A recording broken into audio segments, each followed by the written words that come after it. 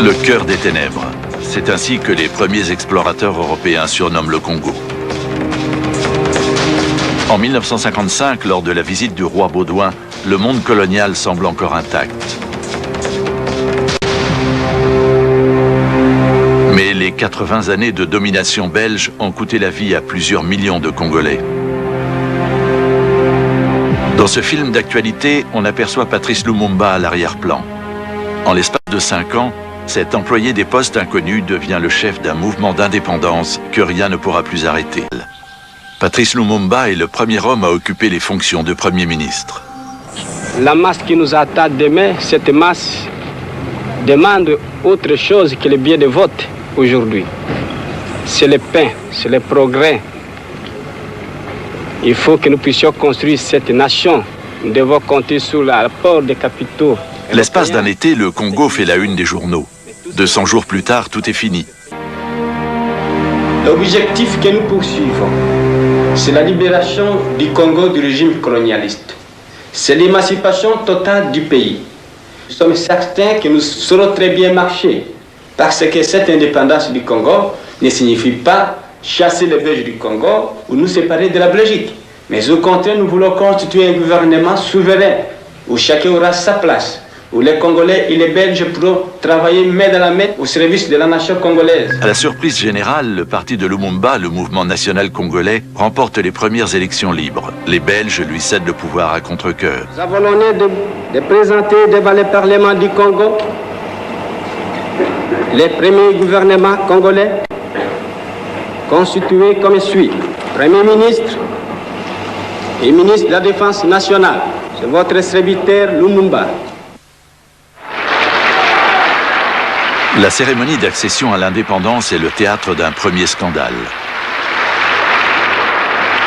Messieurs, l'indépendance du Congo constitue l'aboutissement de l'œuvre conçue par le génie du roi Léopold II. Le roi Baudouin fait un discours dans lequel il magnifie le rôle de la Belgique et il dit tout ce que la Belgique a apporté au Congo. Et il dit aussi qu'on est arrivé à un moment où la Belgique décide de donner l'indépendance au Congo, qu'il est venu pour ça, et c'est très bien. Ça, c'est un discours, disons, que je dirais, classique dans les circonstances. Kasavubu fait un discours. Et pendant que ces deux parlent, je vois encore Patrice corriger un texte. Il corrigeait encore un texte. Le discours de Lumumba n'était pas prévu. Donc, la presse internationale est là, tout d'un coup il se lève, il va à la tribune, il prononce un discours. Combattants de l'indépendance, aujourd'hui victorieux, je vous salue au nom du gouvernement congolais.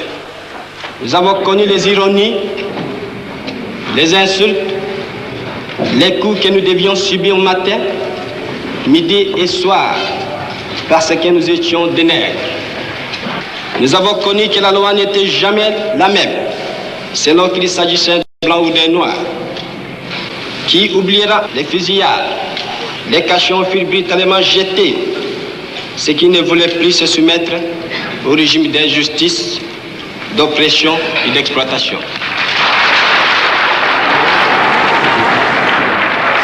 Ça, c'est vraiment le moment de ce fameux discours du 30 juin 1960. Beaucoup de gens alors ont dit il a signé son arrêt de mort avec ce discours, puisque le gouvernement belge alors, qui ne voulait pas de lui, pas seulement à cause du discours du 30 juin, mais parce qu'il était Patrice Lumumba et que ça ne coïncidait pas avec l'espérance des Belges, ni avec celle des Américains, ni avec celle, enfin, de beaucoup de gens du monde des affaires. 5 jours après la proclamation de l'État, une révolte éclate au sein de l'armée. Les soldats noirs se rebellent contre les officiers belges qui refusent de quitter leurs fonctions. La crise du Congo fait la une de la presse mondiale. Au Katanga, une province en cuivre, l'opposant de Patrice Lumumba, Moïse Tshombe, appelle les Belges à la rescousse pour désarmer ses propres troupes. 10 jours après leur départ, les soldats coloniaux retournent en triomphe dans l'ancienne colonie.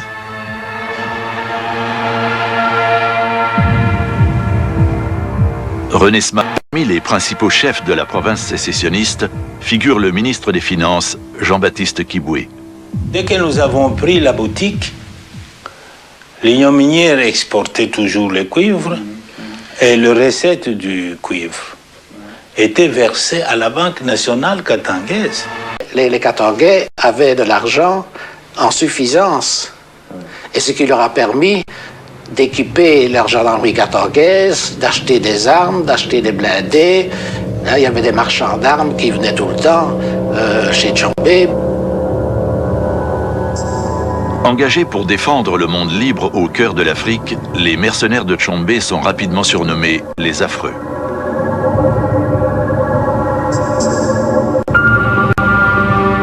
À Léopoldville, la capitale du Congo, c'est la colère et la déception. Le drapeau de l'ambassade belge est affalé et l'ambassadeur de l'ancienne puissance coloniale renvoyé en Belgique.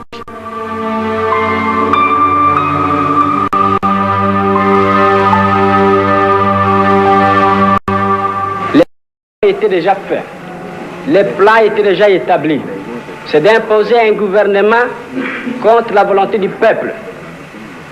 La Belgique désire balkaniser ce pays. L'éclatement du Congo, c'est demain. Lumumba asked that American nations. Il s'ensuit une mascarade de grande envergure. Des avions américains sont repeints en toute hâte pour transporter des casques bleus au Congo. Lumumba et son gouvernement ont fait appel aux soldats de la paix pour qu'ils mettent un terme à la sécession du Katanga. Mais les Nations Unies n'interviennent pas auprès de Tchombé ni dans la province séparatiste. Alors que la population célèbre l'arrivée des casques bleus au Congo, le président du Conseil des ministres soviétiques, Nikita Khrouchtchev, propose à son homologue congolais l'aide de l'armée rouge. Lumumba utilise l'offre soviétique pour faire pression sur les Américains. Il se rend aux États-Unis sans invitation officielle pour solliciter l'aide des Américains contre l'intervention belge. Mais le Premier ministre de la jungle, comme le surnomme avec mépris la presse américaine, n'est pas reçu par le président américain. J'adresse au peuple américain tout entier le sentiment d'amitié du peuple congolais qui compte beaucoup sur vous. Nous voulons que vous nous compreniez et que vous nous aidiez. Et que demain, quand vous viendrez chez nous, les techniciens et les professeurs, vous allez trouver au Congo un peuple ami et un peuple frère. Le succès international de la sécession du Katanga conduit à la sécession d'une autre province, une région riche en diamants, le Sud-Kasaï. Lumumba décide de s'opposer à l'éclatement du Congo sans l'aide de l'Occident. Il envisage une offensive militaire, mais il est confronté à un problème majeur. Comment transporter les troupes sur la ligne de front située à 1000 km de la capitale? Comme on ne lui avait pas donné d'avion, il a accepté ceux des soviétiques.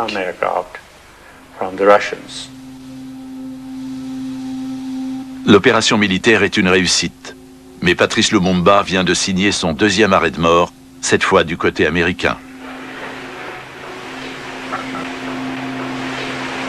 The United States deplores the unilateral action of the Soviet Union in supplying aircraft and other equipment for military purposes to the Congo, thereby aggravating an already serious situation which finds Africans killing other Africans. Vous savez en général ce qu'il faisait, ce qu'il disait.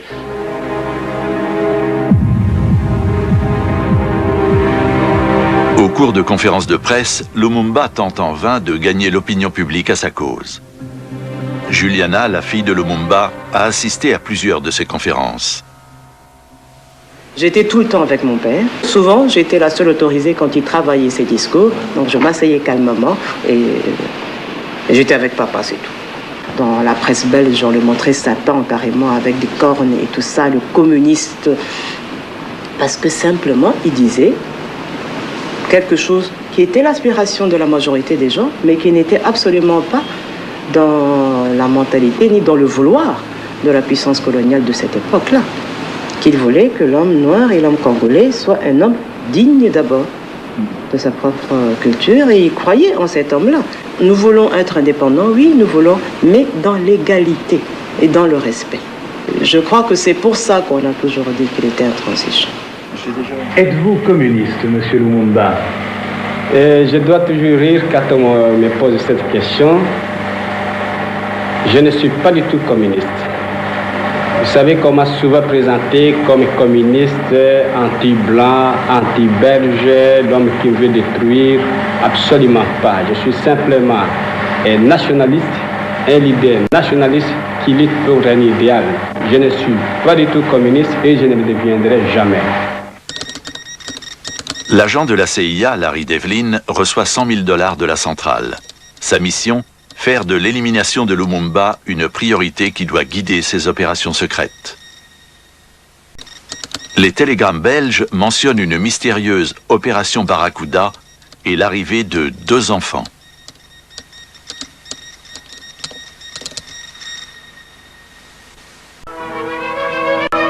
Le drapeau communiste est affalé. L'armée congolaise vient de destituer le Premier ministre ultranationaliste Patrice Lumumba et expulse les représentants de Moscou. Documents, tracts et brochures de propagande soviétiques sont brûlés, mettant un terme provisoire à l'intrigue communiste contre les Nations Unies.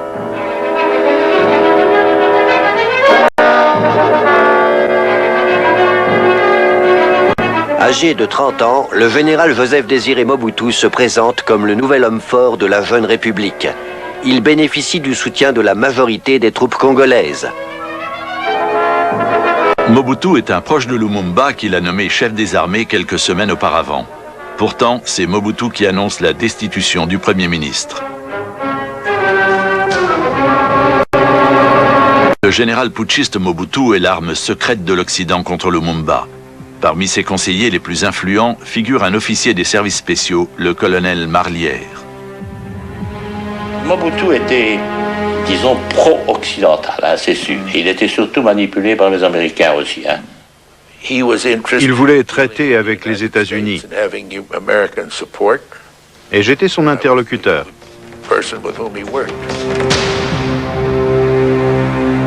Le coup d'État de Mobutu marque le début d'une dictature qui durera plus de 30 ans. Mobutu bénéficie du soutien de la Belgique, des États-Unis et même des Nations Unies.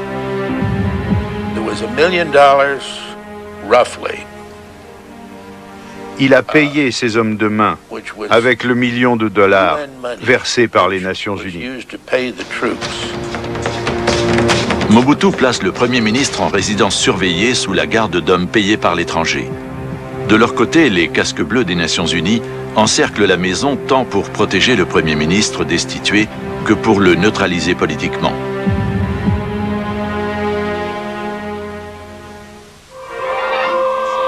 Désormais, 2 gouvernements congolais demandent la reconnaissance de l'Assemblée générale des Nations Unies.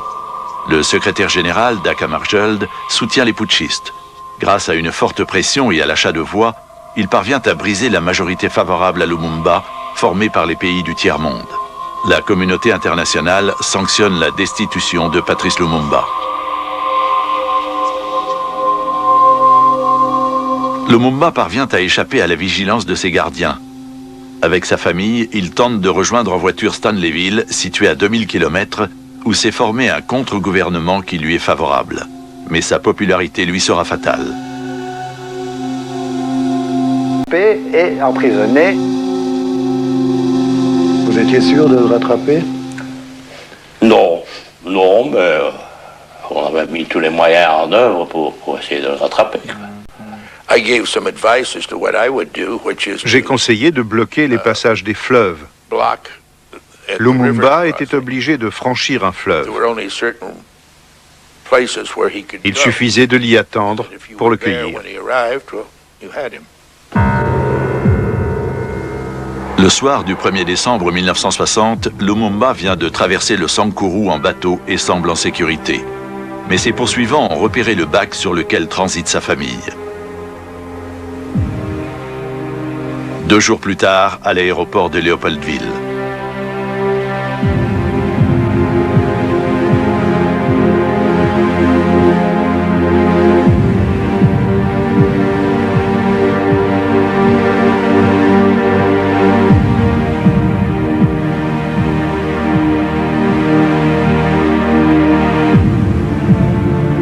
Mobutu a convié la presse internationale pour que les photographes et les équipes télévisées occidentales soit témoin des mauvais traitements et de l'humiliation infligée au grand Lumumba.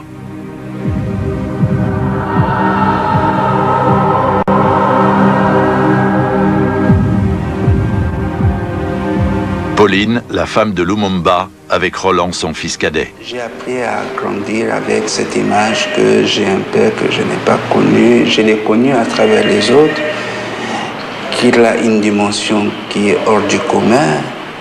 Et lui-même se définissait en tant qu'idée, malgré que c'était un père, un bon père de famille qui s'occupait de ses enfants. Mais ses enfants, sa famille, ce n'était pas tout son monde. Son monde, c'était un monde beaucoup plus large. On l'a mis à Taysville, oui, où il était, je ne sais pas ce qu'il est de Taysville, il était gardé par Bobozo, hein, qui l'a gardé, et puis un beau jour, on a dit qu'il voulait s'évader. Et alors, c'est alors que Ndaka a pris les choses en main pour l'envoyer ailleurs. Victor Ndaka était lui aussi un ami proche de Patrice Lumumba et son représentant à la tête du parti. Nommé chef de la sûreté de l'État par Mobutu, il est chargé d'arrêter ses anciens camarades de parti. Le 13 janvier, il y aura ce qu'on appelle une mutinerie au camp militaire. L'armée était divisée en deux. Il y avait des pro-lumumbistes et des anti-lumumbistes. C'était un homme qui aurait été capable de retourner le camp Taysville et de... Il était capable de tout. C'était un très grand monsieur, Lumumba. Un très grand leader politique. On donna chacun son rôle.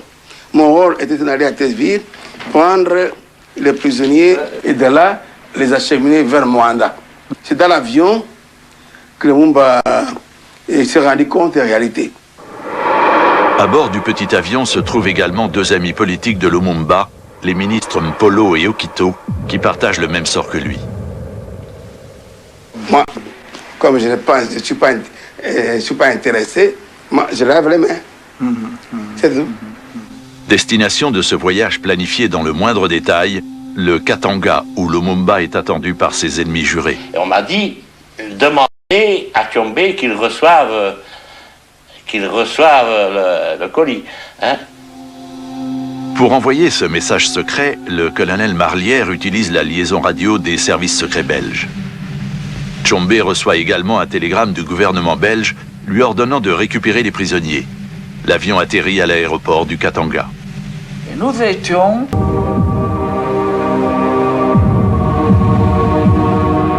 Moi, j'ai vu les Lumumba là-bas, en grandissant là-bas. Je lui ai rappelé une chose. Il me disait qu'écoute Jean, quand j'arriverai au Katanga, nous allons écraser votre parti politique. Moi, je disais non, c'est toi que nous allons écraser. C'est ça ce qui m'a rappelé. Il dit voilà, moi j'arrive ici chez vous, vous m'avez écrasé effectivement. Dans l'après-midi, une pluie tropicale s'abat sur le Katanga.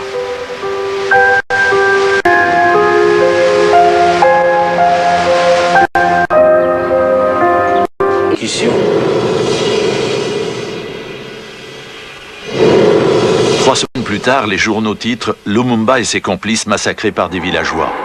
Un mensonge parmi tant d'autres. Il faudra attendre plusieurs dizaines d'années pour que la vérité éclate au grand jour.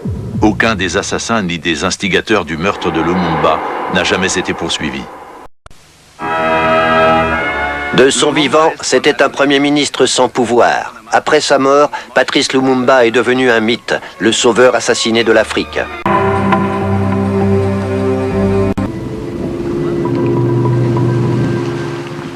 Aux soviétiques de prendre le pouvoir au Congo. 40 ans plus tard, le pays sur le grand fleuve est un État à l'économie ruinée et déchiré par la guerre civile. L'actuelle ministre congolaise de la Culture est la fille de l'ancien Premier ministre Lumumba. Lumumba est devenu le symbole du nationalisme de ce pays. Il est devenu le symbole de la lutte pour l'indépendance. La dernière lettre de Lumumba, rédigée en captivité.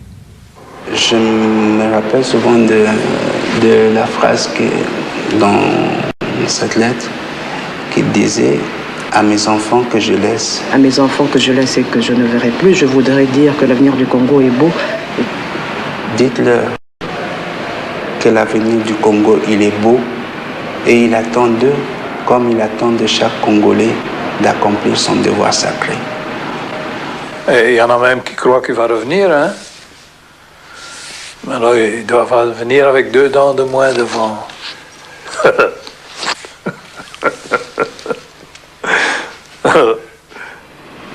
Vous êtes européen, vous êtes allemand. Je crois que cette image, je ne suis pas juive, je suis noire, ça rappelle l'Holocauste. On a brûlé des corps, on a pris leur graisse pour faire des engrais, on a pris les dents en or pour faire un trésor de guerre. Et vous appelez ça crime contre l'humanité. C'est tout. L'armée congolaise vient de destituer le Premier ministre ultranationaliste Patrice Lumumba.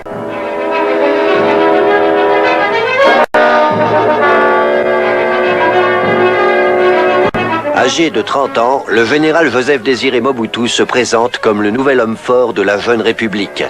Il bénéficie du soutien de la majorité des troupes congolaises. Mobutu est un proche de Lumumba qu'il a nommé chef des armées quelques semaines auparavant. Pourtant, c'est Mobutu qui annonce la destitution du Premier ministre.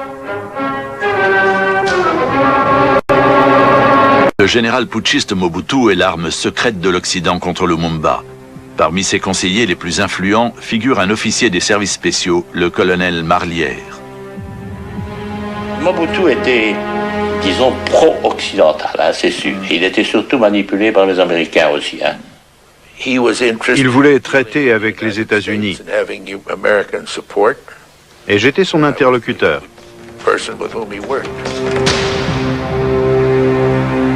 Le coup d'État de Mobutu marque le début d'une dictature qui durera plus de 30 ans.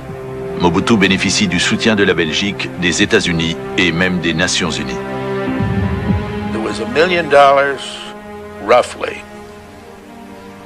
Il a payé ses hommes de main avec le $1 million versé par les Nations Unies.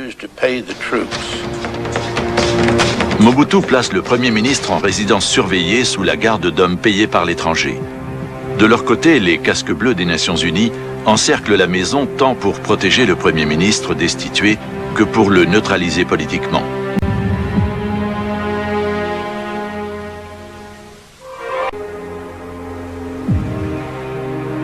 Deux jours plus tard, à l'aéroport de Léopoldville.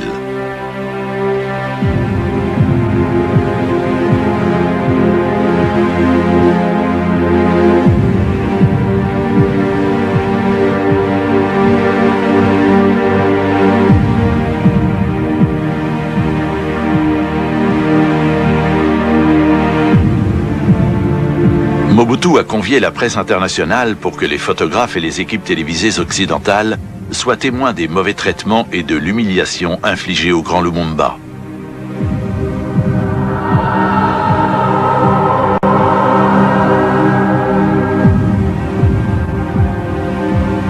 Tout simplement en fuite, tout simplement parce qu'il aura peur d'être jugé injure par le peuple d'ailleurs.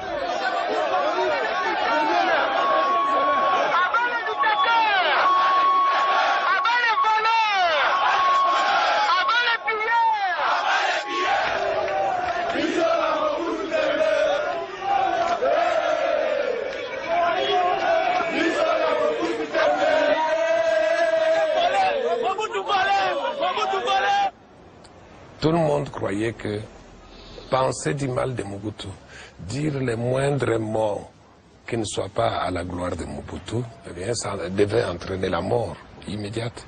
Et ça avait été comme ça pendant les années 70.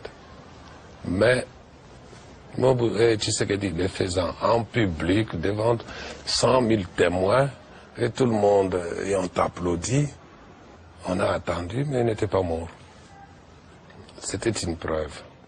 Et tout le monde s'est dit, oh, le lion n'a plus de dents. Il ne peut plus mordre. Il n'a plus de griffes.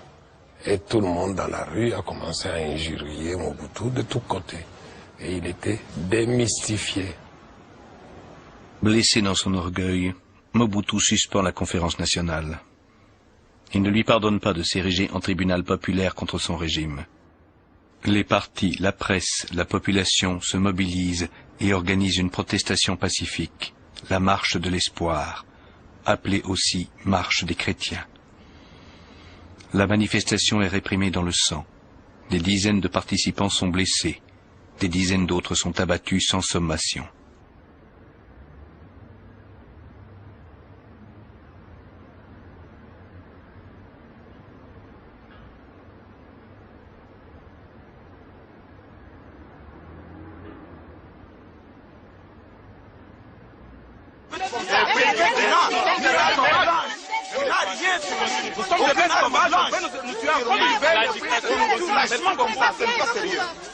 La dictature continue. Ça continue. Qui continue à nous tuer.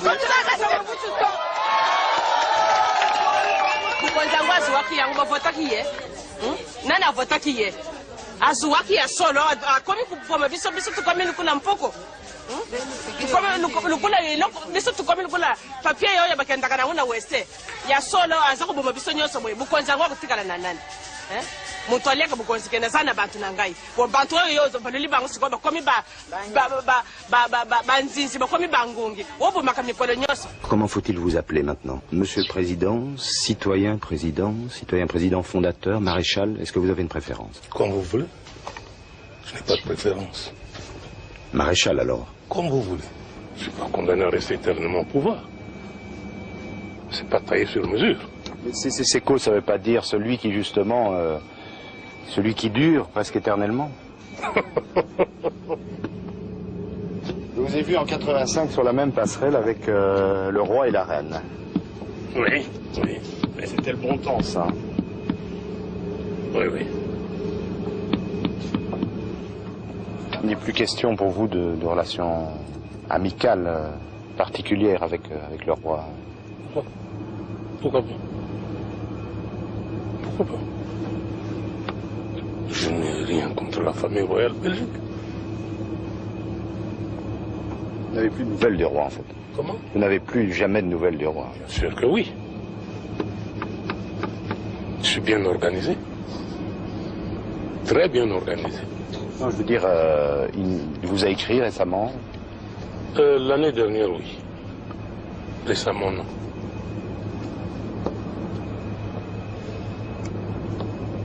Problème de santé pour le moment. Comment? Je suis au courant.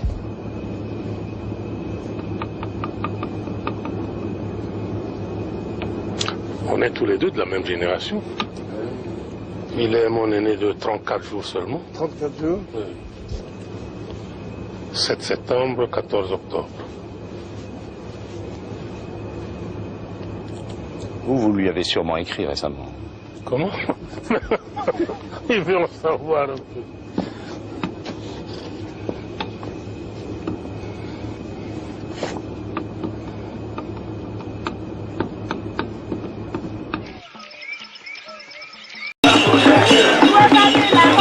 En 1997, Laurent Désiré Kabila fait tomber le maréchal Mobutu. Un héros national qui entraîne avec lui 5 ans de guerre, 5 ans de souffrance pour l'économie du pays. Affaibli par la gestion mobutiste, la MIBA va ensuite payer le prix de la guerre. En janvier 2001, Laurent Désiré Kabila est assassiné dans son bureau. On ne sait toujours ni par qui ni pourquoi il aurait rencontré le matin même un marchand de diamants.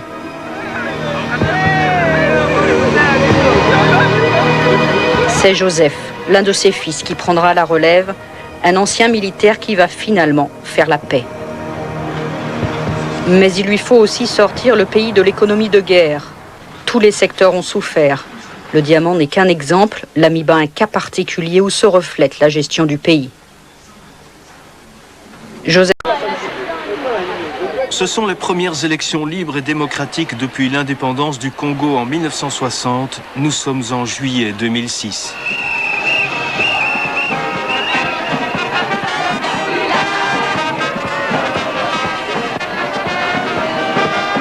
Avec l'accord de tous, j'annonce aujourd'hui la fin de la récréation.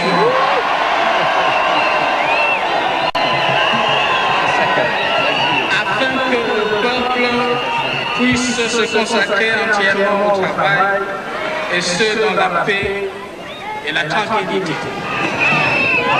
À la tête d'un pays sinistré par la guerre, le chef de l'État fraîchement élu annonce les 5 chantiers qui attendent les Congolais.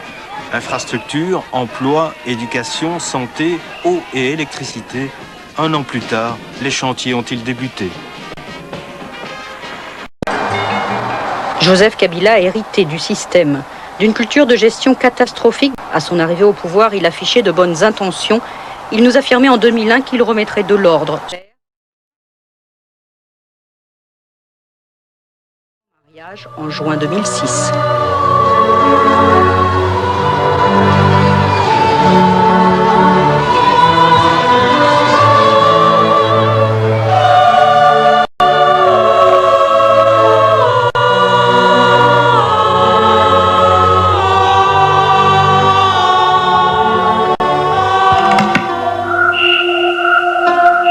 Dan Gertler, neveu